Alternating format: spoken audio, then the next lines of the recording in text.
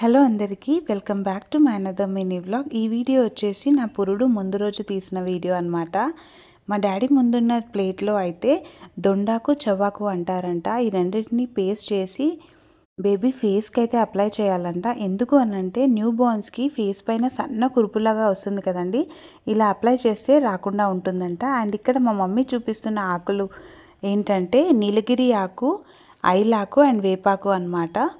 And వేపాకు అయితే కొన్ని అయితే సపరేట్గా తీసుకుంటున్నారు మమ్మీ. ఎందుకు అనంటే వేపాకు పసుపు అయితే పేస్ట్ చేసి బాలింతలకు మొహానికి బాడీకి అయితే అప్లై చేసి, అండ్ ఈ ఆకులు ఏవైతే ఉన్నాయో 3 కూడా మంచిగా కలర్ చేంజ్ అయ్యే వరకు అయితే బాయిల్ చేసి స్నానం అయితే చేయిస్తారు. బాలింతలకు ఎందుకు ఈ ఆకులతో స్నానం చేయిస్తారు అనంటే బేసికలీ బాలింతల బాడీ వచ్చేసి ఆఫ్టర్ డెలివరీ చాలా పచ్చిగా ఉంటుంది కదండి, అందుకని ఇంకా బాడీకి అయితే ఏమైనా పెయిన్స్ ఉన్నా కానీ మంచిగా రిలీఫ్ని అయితే ఇస్తుందన్నమాట.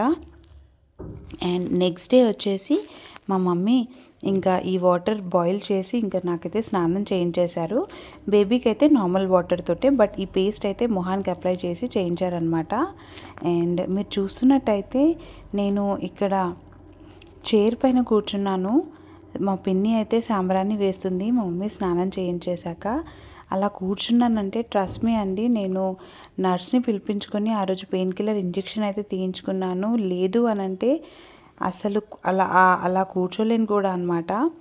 అండ్ నెక్స్ట్ మినీ వ్లాగ్ అయితే నా పురుడు వీడియో అయితే షేర్ చేస్తాను. మా పద్ధతిలో ఎలా చేస్తారు అనేది అయితే మీకు క్లియర్గా అయితే చూపించేస్తానండి.